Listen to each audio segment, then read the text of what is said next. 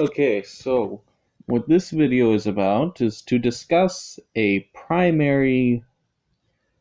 thesis to be used against the existence of a god or multiple gods, such as in polytheistic religions.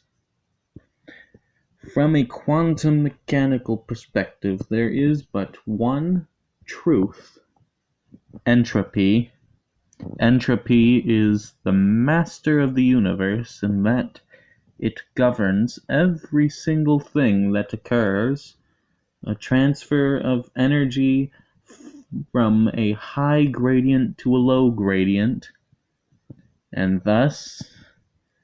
lowering the differentials of energy to where everything is spread out nice and even at the end of time. If a god is to exist, it must be made up of some type of energy. Matter is simply a condensed form of energy, as E equals mc squared suggests, and therefore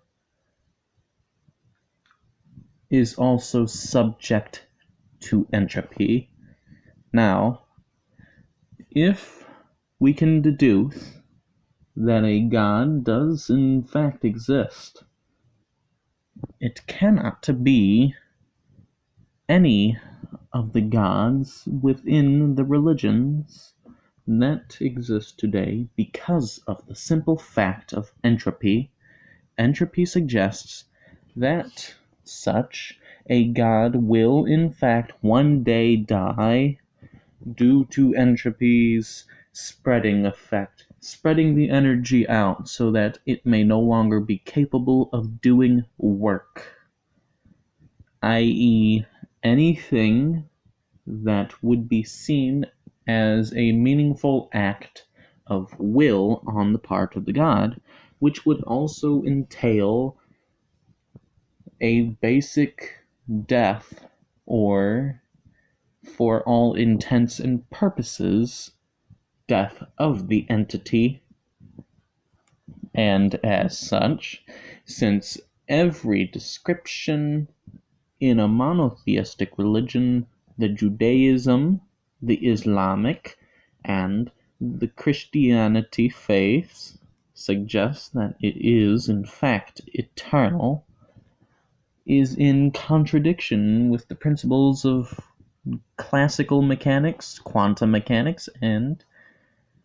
general physics. Not to mention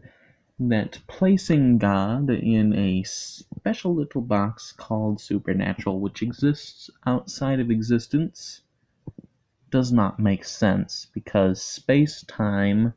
is existence. To place God outside of that would make it not part of the electromagnetic fields, the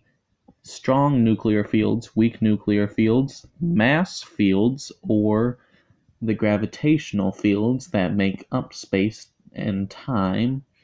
which means that if it is not part of those fields, it cannot interact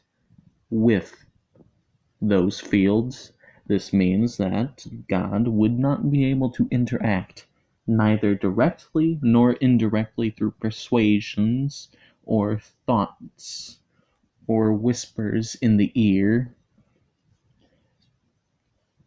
All interactions of a supposed God outside of reality would be forbidden due to this rule, not to mention the fact that everything that exists is within space-time,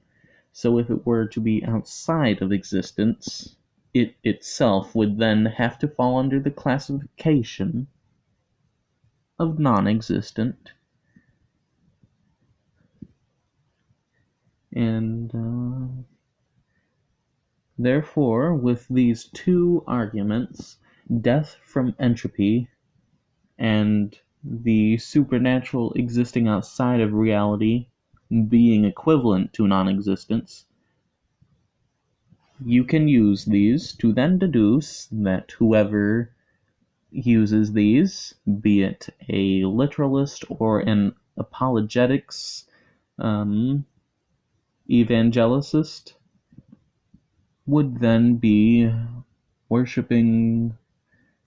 a idol for in fact the wrong reason, and with this knowledge you can in fact win arguments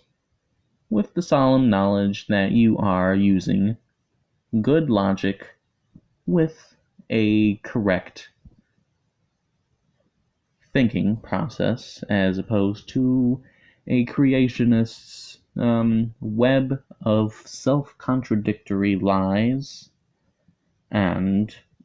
anterograde thinking towards the truths and half-truths.